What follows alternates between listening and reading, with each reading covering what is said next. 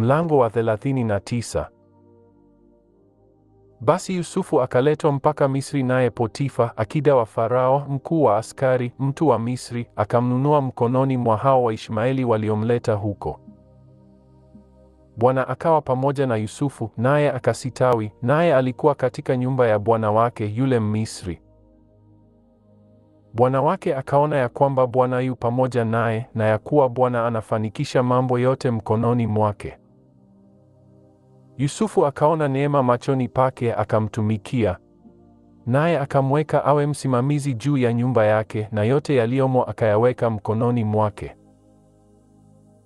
Ikawa tokea wakati alipomweka awe msimamizi juu ya nyumba yake na vyote vilivyomo, Bwana akabariki nyumba ya yule Misri kwa ajili ya Yusufu.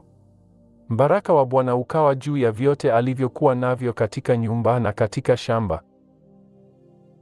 Akayacha yote aliyokuwa nayo mkononi mwa Yusufu, wala hakujua habari za kitu chochote chake, ila hicho chakula alichokula tu. Ikawa baada ya mambo hayo, mke wa bwana wake akamtamani Yusufu, akamwambia, lala nami. Lakini akakataa, akamwambia mke wa bwana wake, tazama, bwana wangu hajui kitu kilichowekwa kwangu nyumbani, na vyote alivyo navyo amevitia mkononi mwangu. Hakuna mkuu katika nyumba hii kuliko mimi, wala hakunizuilia kitu chochote ila wewe, kwa kuwa wewe yu mkewe. Nifanyeje ubaya huu mkubwa nikamkose Mungu?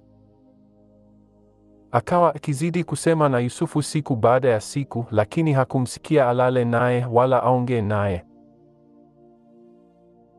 Ikawa siku moja akaingia nyumbani atende kazi yake, wala hapakuwa na mtu katika watu wa nyumbani humo ndani.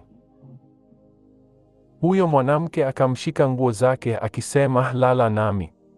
Yusufu akaiacha nguo yake mkononi mwake, akakimbia akatoka nje. Ikawa alipoona ya kwamba amemwachilia nguo yake mkononi mwake, naye amekimbia nje, akawaita watu wa nyumbani mwake, akasema nao akinena, angalieni, ametuletea mtu Mwebrania atufanyie dhihaka. Ameingia kwangu ili alale nami, nikalia kwa sauti kuu. Ikawa aliposikia ya kuwa nimepaza sauti yangu na kulia, aliacha nguo yake kwangu, akakimbia akatoka nje. Basi akaiweka ile nguo kwake hata bwana wake aje nyumbani. Naye akamwambia kama maneno hayo, akisema, yule mtumwa Mwebrania uliyemleta kwetu aliingia kwangu anidhihaki. Ikawa nilipopaza sauti yangu nikalia, akaacha nguo yake kwangu akakimbia nje. Ikawa bwana wake aliposikia maneno ya mkewe aliyomwambia, akisema, mtumwa wako amenitendea mambo kama haya, hasira yake ikawaka.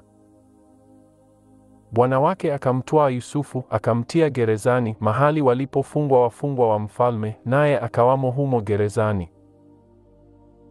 Lakini Bwana akawa pamoja na Yusufu, akamfadhili, akampa kibali machoni pa mkuu wa gereza. Mkuu wa gereza akawatia mkononi mwa Yusufu watu wote waliofungwa, waliomo gerezani, na yote yaliyofanyika humo ndiye aliyeyafanya. Wala mkuu wa gereza hakuangalia neno lililoko mkononi mwa Yusufu, kwa kuwa Bwana alikuwa pamoja naye. Bwana akayafanikisha yote aliyoyafanya.